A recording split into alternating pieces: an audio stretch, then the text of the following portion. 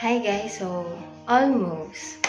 I will just remind you that you're not almost in a relationship. It's either you're in or you're out. Hindi pwedeng laging nasa gitna ka lang, waiting for something that's never clear. If they're not giving you the love and the commitment you deserve, it's time to stop settling for the maybe and start living for the yes. Don't let someone blur the line just to keep you around.